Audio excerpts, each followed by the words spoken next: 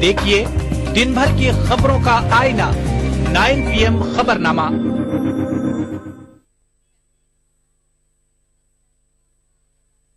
उर्दू पर अगला प्रोग्राम।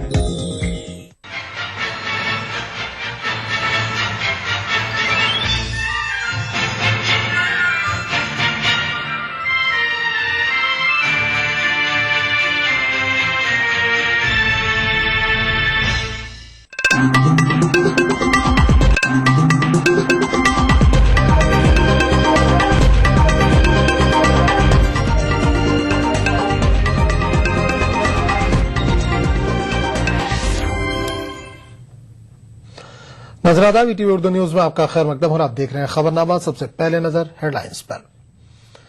अरविंद केजरीवाल ने हालिया धरने का क्या दिफा, कहा इम्तनाई अहकामात नाफिज करने वालों ने की आइन की खिलाफ वर्जी।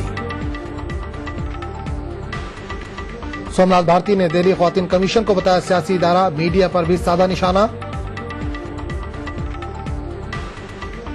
शुमाली माली में फ्रांसीसी फौज के ऑपरेशन में 11 मिलिटेंट हलाक।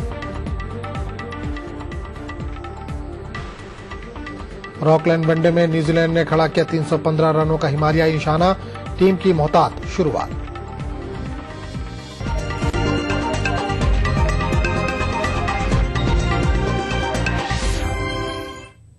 और अब खबरों की तफसील। दिल्ली के वजीर आला अरविंद केजरीवाल के हालिया धरने पर आम आदमी पार्टी को काफी तनकीदों का सामना करना पड़ा। हत्ता की पार्टी के धरने के खिलाफ FIR भी दर्ज की गई। इस बीच अरविंद केजरीवाल ने धरने का दिफा किया है। इन्होंने कहा कि इनकी पार्टी दिल्ली के अवाम के हुकूक के लिए सड़कों पर आई थी। यौम जमहूरिया के मौके पर मुनक़िदा एक तकरीब से खिताब करते हुए अरविंद केजरीवाल ने कहा कि इन्होंने या उनकी जमात ने धरना देकर आइन की खिलाफ वर्जी नहीं की है, बल्कि इम्तनाई अहकामात नाफिज करने वालों ने आइन की खिलाफ वर्जी की है।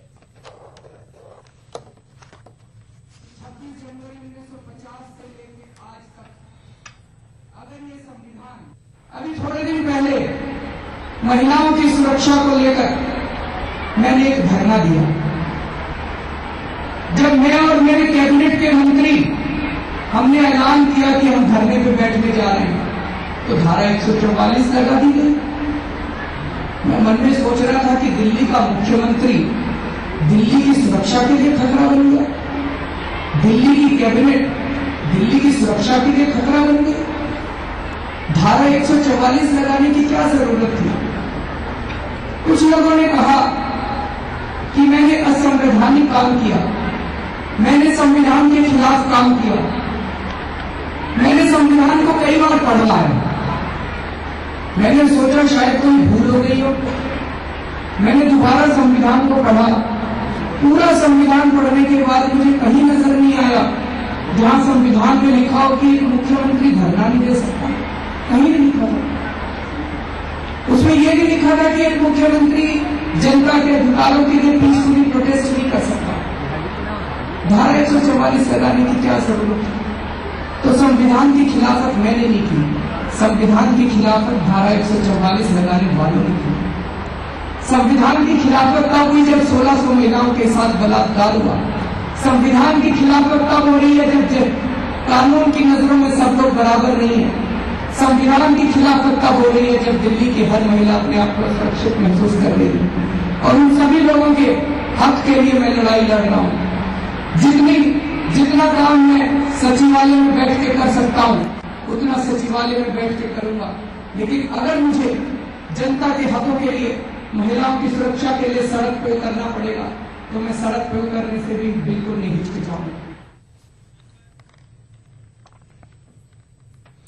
दिल्ली के वजीर कानून सोमनाथ भारती नित नए तनाजे में घिरते जा रहे हैं।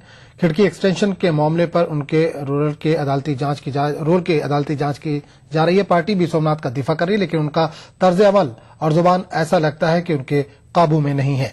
सोमनाथ भारती आज तो पहले मीडिया के सवालों पर हंसकर टालने की कोशिश की, लेकिन मीडिया नुमाइंदों ने सवालों की बौछार कर दी। इस दौरान इन्होंने दिल्ली ख्वातीन कमीशन की चेयरपर्सन बरखा सिंह पर हमला किया। हत्या कि सोमनाथ भारती ने दिल्ली ख्वातीन कमीशन को सियासी इदारा कह डाला।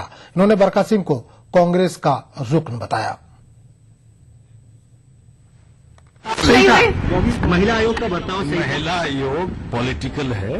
बरखा सिंह कांग्रेस जी कांग्रेस की मेंबर हैं, तो पॉलिटिकल है, मैंने आज तक इतनी स्पीड तो नहीं देखी। लेकिन आपको कुछ भी किया वो पॉलिटिकल है, मोटिवेटेड।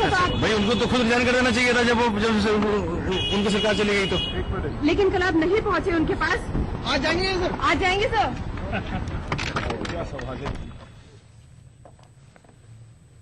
सोमनाथ मीडिया के मुसलसल सवालों पर बरहम हो गए। इन्होंने पहले कहा कि इन्हें फंसाने की साजिश सियासी जमात कर रही है। सोमनाथ ने मीडिया से दरियाफ्त किया कि मोदी से कितने पैसे मिल रहे हैं।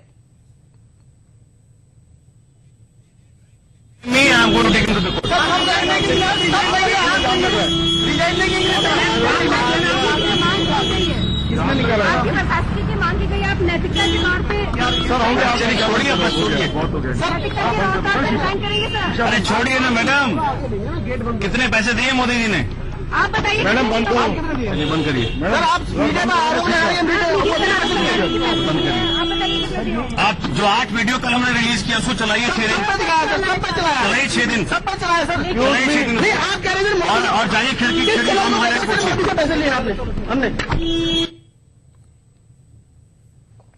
उधर बरखा सिंह का कहना है कि वो अपना फर्ज निभा रही हैं और कुछ नहीं कर रही हैं। बिल्कुल सरासर गलत है। हमारे कमीशन में जो भी कंप्लेन आती है, आज तक जितनी भी कंप्लेन आई है, चाहे वो किसी के खिलाफ भी हो, हम लोगों ने अपना काम किया है और इसमें कोई भी पॉलिटिक्स जैसी कोई भी बात नहीं है। लेकिन उन्होंने कहा कि अब सरकार नहीं रही तो आपको इस्तीफा दे देना चाहिए। क्यों इस्तीफा दे दे? क्या किया है मैंने जो इस्तीफा दे दे? और किस बेस पे इस्तीफा मांग रहे हैं अमर, ये बताइए आप। हम काम कर रहे हैं, कोई बात बताए ना, क्या मैंने गलत क्या किया है जो इस्तीफा मांग रहे हैं? इस्तीफा तो उनको देना चाहिए जो औरतों की बेइज्जती कर रहे हैं। उनका वकील आके कल जिस तरह से उसने मेरे साथ मिसबिहेव किया है, सबने देखा है। तो वो इस लायक है क्या पद पे रहने के लायक? उनको खुद को इस्तीफा दे देना चाहिए। मुझसे इस्तीफा मांगने वाले कौन होते हैं? कहीं ना कहीं ऑफेंसिव ले रहे हैं जिस तरह के एक्शन आप ले रहे हैं। आपने समन के लिए कहा था उनको कि आए, फिर भी देखिए ऐसा है, वो गिल्ट है, उनके मन में चोर है, इसलिए वो फालतू की बातें कर रहे हैं। और हमेशा ये लोग फालतू की बातें करते रहते हैं। इन बातों में कोई दम नहीं है। और क्यों इस्तीफा दें? हम काम कर रहे हैं, ईमानदारी से मैंने इतने दिनों काम किया है और काम करते रहेंगे। कांग्रेस का कहना है कि सोमनाथ भारती का ये कहना है कि इन्हें बदनाम करने की साजिश की जा रही है, वो गलत है। लॉ मिनिस्टर बार बार नियम कायदे कानून की धज्जियां उड़ा रहे हैं। पॉलिटिकल इंसान हो सकता है, संस्था पॉलिटिकल नहीं हो सकती। एनसीडब्ल्यू हो चाहे दिल्ली कमीशन फॉर विमेन हो, दीज आर इंस्टीट्यूशंस और इंस्टीट्यूशन का आदर करना चाहिए, संस्था का आदर करना चाहिए, कॉन्स्टिट्यूशन का आदर करना चाहिए लॉ मिनिस्टर को, और उन्हें वहां जाना चाहिए था, अपना पक्ष रखना चाहिए था। See no one can defame a person unless he or she acts otherwise. So blaming media or any other politicians for defaming him is a lame excuse. JDU leader Sabir Ali का कहना है कि आम आदमी पार्टी के लीडरों में तजुर्बे की कमी है और यही वजह है कि ये लोग उल्टे सीधे फैसले कर रहे हैं। पेशेंस नहीं है और इन लोगों के अंदर तजुर्बे की कमी दो चीज है। और या तो फिर सियासत में जो ताकत है, जरूरत से ज्यादा इनको लग रहा है कि हमको मिल गई है और लग रहा है कि पूरे देश पे काबिज हो जाए। इस तरह की सोच देश के प्रजातंत्र के लिए, जमहूरियत के लिए ठीक नहीं है। राज्यसभा इंतखाबात के लिए बीजेपी ने इसे हासिल 13 नशिस्तों में से 7 उम्मीदवारों के नामों का ऐलान कर दिया, जिनमें से 3 साबिक उज़रा सीपी ठाकुर, सत्यनारायण जातिया और विजय गोयल के नाम शामिल हैं।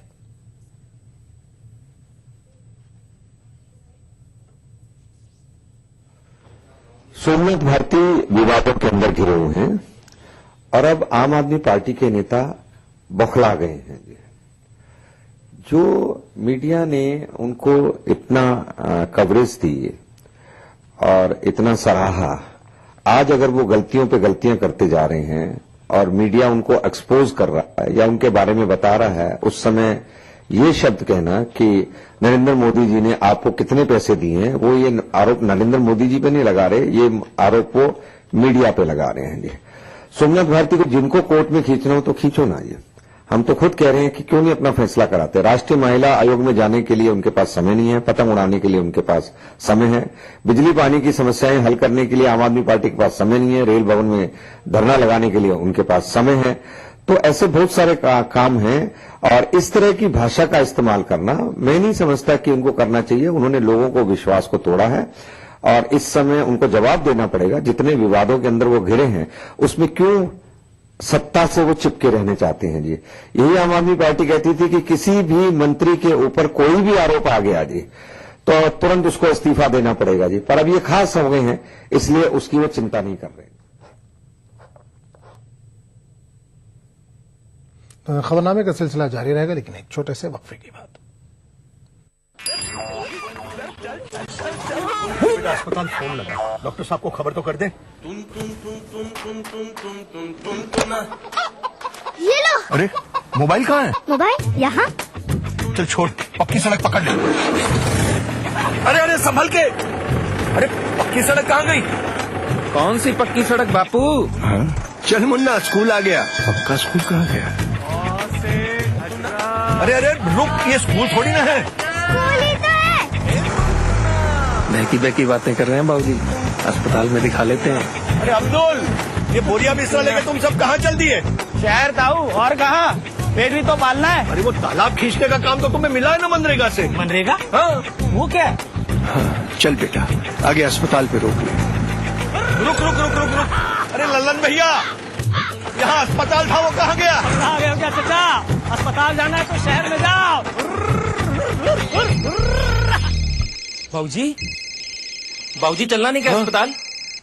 हाँ हाँ हाँ, अस्पताल, पक्की सड़कें, पक्के स्कूल, मनरेगा और कितना कुछ। इन 10 साल में जिंदगी कितनी बदल गई है और ये सब जिंदगी का हिस्सा बन गया है, जैसे सदियों से सब कुछ ऐसा ही था। भारत निर्माण का यही प्रमाण। जन जन को छुआ, जन जीवन बदला। नेशनल बॉल पेंटिंग के फाइनल मुकाबले में लकी, पप्पू और छुटकाऊ ने हिस्सा लिया। जहां लकी ने चौक मिट्टी, पप्पू ने पीओपी, वहीं छुटकाऊ ने जेके वॉल पुट्टी का बेस बनाया और कम पेंट का इस्तेमाल करते हुए दीवार को सबसे स्मूथ और खूबसूरत फिनिश दिया और ये प्रतियोगिता जीत। व्हाइट सीमेंट वाली JK wall putty is the best. सीलन से भी पपड़ी का कोई चांस नहीं होता, दीवारें बोल उठेंगी। वो सुबह कभी तो आएगी। गरीबों को, अमीर लोगों को और जान के लोगों को मुफ्त दवाई। कार एक्सीडेंट में कार में बैठने वाला व्यक्ति इंश्योरेंस का हकदार बन जाता है, तो हम क्यों न अस्पताल के हर बेड का इंश्योरेंस करें? उस बेड पर जो आया वो इंश्योरेंस का हकदार बन जाए। आपने सुनी नेताओं की आवाज, हम सुनना चाहते हैं आपकी आवाज।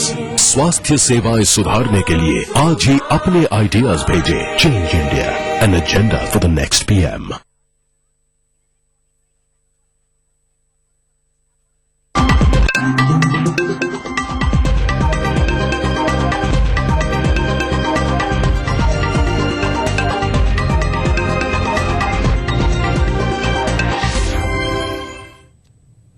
ईटीवी उर्दू न्यूज में एक बार फिर आपका खैर मकदम और आप देख रहे हैं खबरनामा। बीजेपी के वज़ारत उज़्मा के उम्मीदवार नरेंद्र मोदी को ओडिशा में रैली करने के लिए जगह तलाशने में मुश्किलात का सामना है। नरेंद्र मोदी 11 फरवरी को ओडिशा में रैली करने वाले हैं। बीजेपी ने ओडिशा की बीजेडी हुकूमत पर इल्जाम आयद किया है कि भुवनेश्वर में नरेंद्र मोदी की अवामी रैली के लिए मैदान फराहम नहीं कर रही है। बीजेपी का कहना है कि बीजेडी हुकूमत इस मामले पर ओछी सियासत कर रही है। इस मामले पर बीजेपी लीडर बीबी हरिचंदन ने नवीन पटनायक हुकूमत की शदीद मजम्मत की है।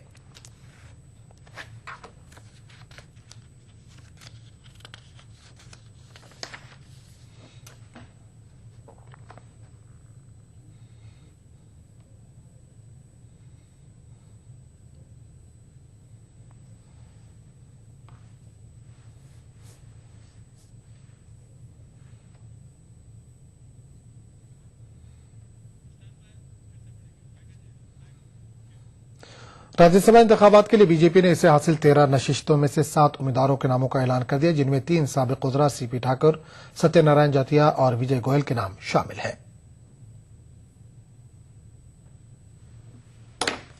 भारतीय जनता पार्टी के सदर राजनाथ सिंह की क़यादत में मुनक़िदा पार्टी की सेंट्रल इलेक्शन कमेटी की मीटिंग में राज्यसभा के लिए पार्टी के 7 उम्मीदवारों के नामों को ख़त्तियत दी गई। मीटिंग में बीजेपी पार्लिमानी पार्टी के चेयरमैन एल.के. आडवाणी, बीजेपी के वज़ारत उज़्मा के उम्मीदवार नरेंद्र मोदी और पार्लियामेंट के दोनों ऐवानों के अपोजिशन लीडर सुषमा स्वराज और अरुण जेटली शरीक थे। मीटिंग के बाद बीजेपी लीडर अनंत कुमार ने राज्यसभा के लिए बीजेपी के 7 उम्मीदवारों के नामों से मीडिया को वाकिफ कराया। आगामी राज्यसभा चुनाव के लिए भारतीय जनता पार्टी ने उम्मीदवार तय किया है। मध्य प्रदेश से डॉक्टर सत्यनारायण जतिया, दूसरे सीट पर हमारे प्रभात झा, भारतीय जनता पार्टी के राष्ट्रीय उपाध्यक्ष। राजस्थान में भारतीय जनता पार्टी को 3 सीट मिलेगा। विजय गोयल, दिल्ली के प्रदेश अध्यक्ष और पूर्व केंद्रीय मंत्री और पूर्व सांसद, श्री राम नारायण डूडी, और तीसरा DUDI नारायण पंचारिया। और बिहार से भारतीय जनता पार्टी ने 2 उम्मीदवारों को तय किया है। हमारे राष्ट्रीय उपाध्यक्ष डॉक्टर CP ठाकुर और वहां के भारतीय जनता पार्टी के वरिष्ठ नेता श्री RK सिन्हा। अनंत कुमार ने कहा कि गुजरात, महाराष्ट्र और छत्तीसगढ़ से राज्यसभा उम्मीदवारों का करीब ऐलान किया जाएगा। गुजरात, महाराष्ट्र और छत्तीसगढ़, इन तीनों राज्यों के बारे में परामर्श जारी है। कल परसों में हम इन तीनों राज्यों का उम्मीदवार घोषित करने वाले हैं। वाज़ेह है कि राज्यसभा की 55 नशिस्तों के लिए 7 फरवरी को चुनाव मुकर्रर है और रियासती असेंबलियों में नुमाइंदगी की बुनियाद पर बीजेपी को 13 नशिस्तें हासिल हैं। चुनाव के लिए उम्मीदवारों के पर्चे नामजदगी दाखिल करने की आखिरी तारीख 28 जनवरी है। Bureau report, ETV news. Uttar Pradesh में अखिलेश हुकूमत के जरिए अपनी काबीना में मुसलमानों को शामिल किए जाने पर बीजेपी ने चुटकी ली है। बीजेपी लीडर मुख्तार अब्बास नकवी का कहना है कि सेक्युलरिज्म के नाम पर सियासत करने वाली पार्टियों का महज ये चुनावी हरबा है। नकवी का दावा है कि इस इक़दाम से इंतखाबात में वोट मिलने वाला नहीं है। इसको जब चुनाव आता है तो उनको भूले बिसरे अल्पसंख्यक याद आएंगे, भूले बिसरे लोग याद आएंगे और चुनाव आते ही जो है वो उसे फिर भूल जाएंगे। तो यही इनका एक क्रम है और ये एक ऐसा नहीं है कि ये पहली बार कर रहे हैं। चाहे कांग्रेस हो और चाहे उनके और साथी संगी हो, समाजवादी पार्टी हो या और हो, वो ऐसे ही करते हैं।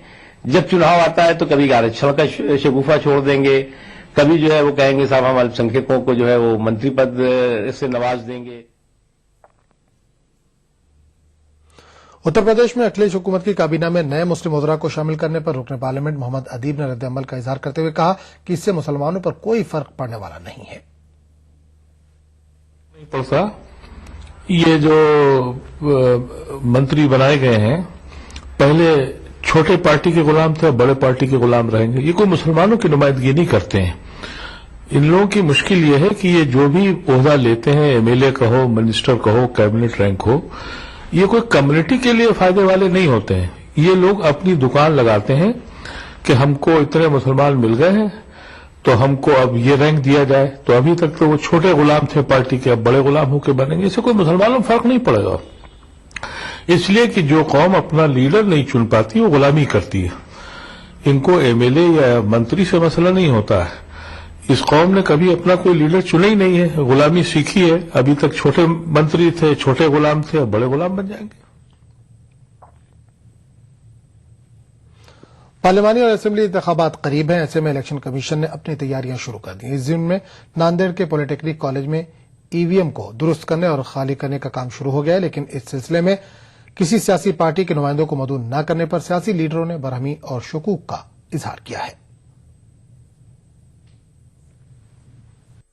इलेक्शन कमीशन इलेक्शन के दौरान जिन मशीनों का इस्तेमाल करता है वही मशीनें दोबारा इंतखाबात में इस्तेमाल होती हैं, लेकिन इससे पहले कमीशन इन मशीनों में दर्ज वोटिंग डाटा हटा देता है। अब चूंकि इंतखाबात करीब हैं, इसलिए कमीशन ने मशीनों की दुरुस्तगी और डाटा क्लीनिंग शुरू कर दी है। नांदेड़ के पॉलिटेक्निक कॉलेज में ये काम किया जा रहा है। उसमें जो सील लगाते उस वक्त सर्वपक्षीय जो प्रतिनिधि को न बुलाना चाहिए था, जब नहीं बुलाए उसका हमने तीव्र विरोध करे और लेके कंप्लेन करे कि वह ईवी मशीन जब चेक कर रहे चेक करते थे, जब उस वक्त मशीन के कंपनी के जो कर्मचारी और पक्ष के जो प्रतिनिधि और गवर्नमेंट के, इन तीनों ने उसके ऊपर सही करना चाहिए, बाद में सील करना चाहिए। इस काम के दौरान ये भी खदशा लगा रहता है कि किसी मशीन का डाटा अगर हटाया न गया तो इसमें पहले से ही मौजूद वोट दोबारा इंतखाबात में शामिल न हो जाएं। लिहाजा इन मशीनों की सफाई और दुरुस्तगी के वक्त तमाम रजिस्टर्ड सियासी पार्टियों के नुमाइंदों का यहां होना जरूरी है। नांदेड़ में इस काम के लिए मुकर्रर उहदेदार का कहना है कि उन्होंने तमाम सियासी पार्टियों को इसकी इत्तला पहुंचा दी थी, ताहम नांदेड़ की ज्यादातर सियासी पार्टियों को इसकी इत्तला नहीं है।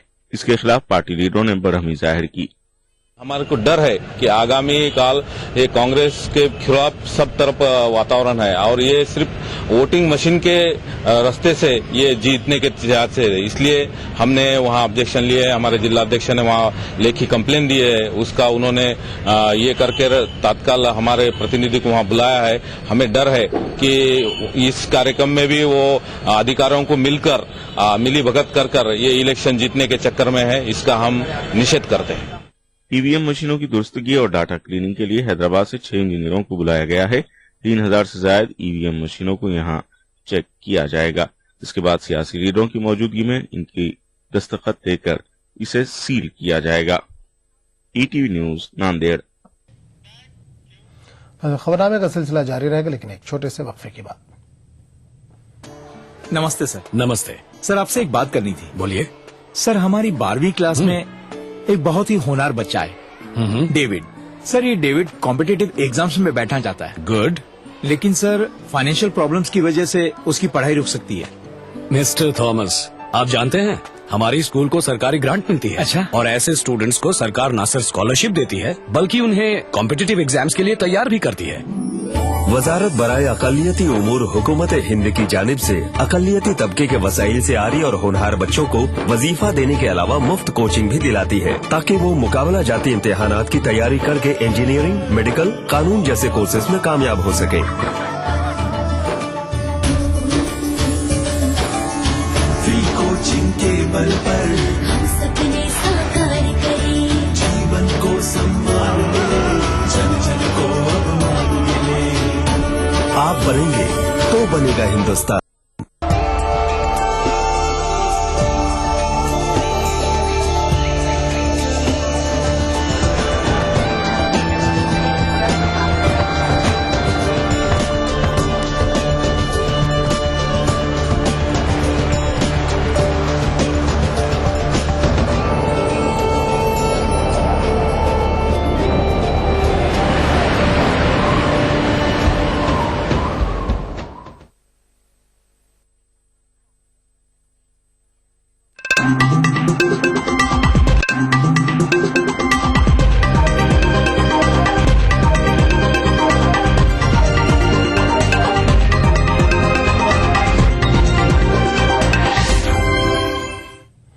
टीवी उर्दू न्यूज में एक बार फिर आपका खैर मकदम और आप देख रहे हैं खबरनामा।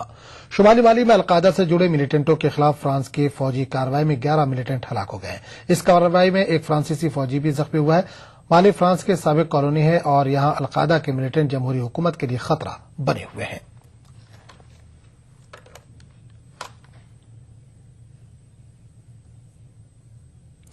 जिनेवा में अमन मुज़ाकरात के लिए मौजूद शामी हुकूमत और अपोजिशन के नुमाइंदे दूबदू मुज़ाकरात के लिए तैयार हो गए हैं। शाम के लिए अक़वाम मुत्तहिदा और अरब लीग के खुसूसी एलची अखज़र इब्राहिमी ने इस बात की जानकारी दी। अखज़र इब्राहिमी ने जुमे को दोनों फरीक़ैन से अलहदा मुलाकातें की और कहा कि फरीक़ैन आज मुज़ाकरात की मेज पर आने के लिए रजामंद हुए हैं। वादे के तयशुदा शेड्यूल के मुताबिक फरीक़ैन के दरमियान जुमे से बातचीत शुरू होनी थी, ताहम शामी हुकूमत और अपोजिशन के नुमाइंदों के हट धर्म रवैये के सबब ऐसा न हो सका।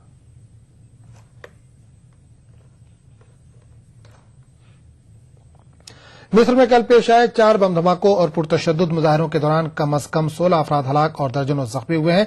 मिस्र के कारगुजार सदर अदली मंसूर ने कहा कि मुल्क की सलामती के लिए खतरा बनने वाले अनासिर के साथ सख्ती से निपटा जाएगा। मिस्र के दारुल हुकूमत कायरा में सिक्योरिटी फोर्सेस को निशाना बनाकर धमाके किए गए। पहला धमाका कायरा के पुलिस हेडक्वार्टर के बाहर किया गया।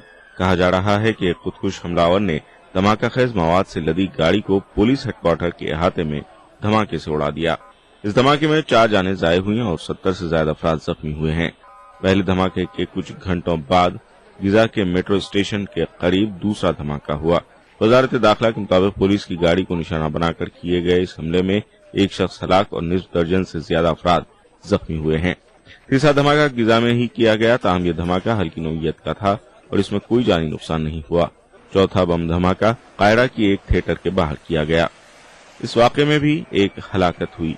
मिस्र के साबिक हुक्मरान हुस्नी मुबारक को इक़्तिदार से बेदखल करने के लिए किए गए मुजाहिरों की सालगिरह से एक रोज कबल ये बम धमाके किए गए। मीडिया जराये के मुताबिक अलकायदा से मुंसलिक एक ग्रुप अंसार बैतुल मक़दस ने पुलिस हेडक्वार्टर पर खुदकुश धमाके की जिम्मेदारी कबूल की है। ताहम मिस्र की हुकूमत धमाकों और पुरतशद्दुद कार्रवाइयों के लिए माजूल सदर मोहम्मद मुर्सी की तंजीम इखवानुल मुस्लिमीन के कारकुनों को जिम्मेदार ठहरा रही है। ताहम इखवानुल मुस्लिमीन ने इन धमाकों में मुलविस होने की तरदीद की है। मिस्र के अबूरी सदर अदली मंसूर ने बम धमाकों की शदीद मजम्मत की और कहा कि मुल्क की सलामती के लिए खतरा बनने वाले अनासिर के साथ सख्ती से निपटा जाएगा।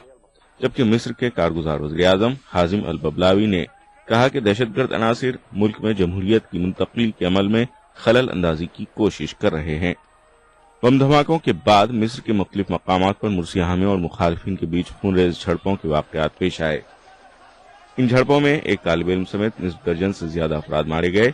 मिस्र की वजारत दाखिला के मुताबिक पुरतशद्दुद मुजाहिरों के दौरान 100 से ज्यादा अफराद को हिरासत में भी लिया गया।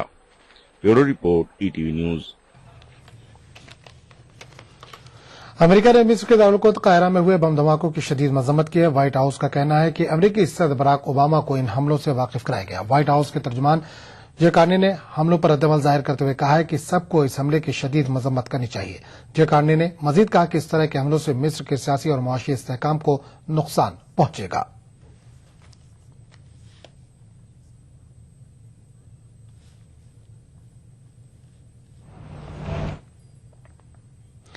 कनाडा के क्यूबेक सूबे में एक रोज कबल पेश आए आतिशजदगी के वाकये में 3 दर्जन से ज्यादा अफराद के हलाक होने का खदशा जाहिर किया जा रहा है। कनाडियाई हुक्काम ने ताहाल 8 अफराद के हलाक होने की तौसीक की है। बाकी दीगर अफराद लापता हैं और मलबे की सफाई जारी है। इतलात के मुताबिक ओल्ड एज होम की 3 मंजिला इमारत में सुबह के इब्तदाई सातों में आग लगी थी।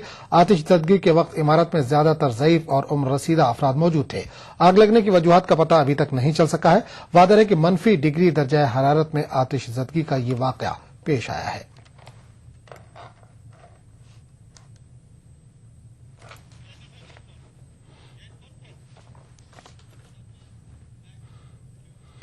ऑकलैंड वनडे में टीम को मोहतात शुरुआत देने के बाद मेहमान टीम के सलामी बल्लेबाज शिखर रोहित और कोहली पवेलियन वापस लौट गए हैं। शिखर और रोहित दोनों को एंडरसन ने आउट किया। शिखर ने 28 और रोहित ने 39 रन बनाए।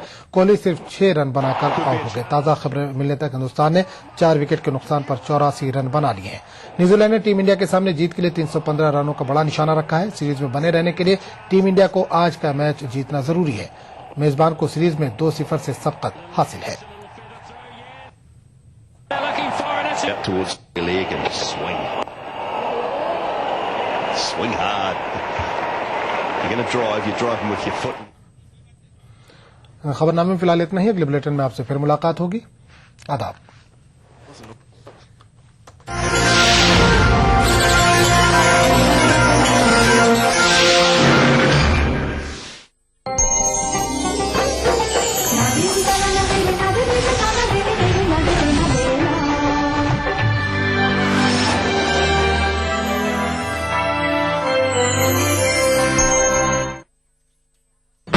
रियासत उत्तर प्रदेश में उर्दू के साथ भोंडा मजाक, स्कूली निसाबी किताबों में संगीन गलतियां, जवाहरलाल नेहरू की वफात बताई 1946 में, और कुछ क्या है एजुकेशन बोर्ड के करतूत। देखिए खास रिपोर्ट इतवार की शाम 7:30 बजे सिर्फ ईटीवी उर्दू पर।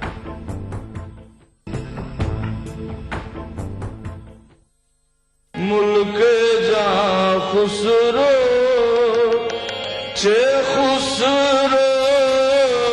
हजरत अमीर खुसरो को खिराज अकीदत।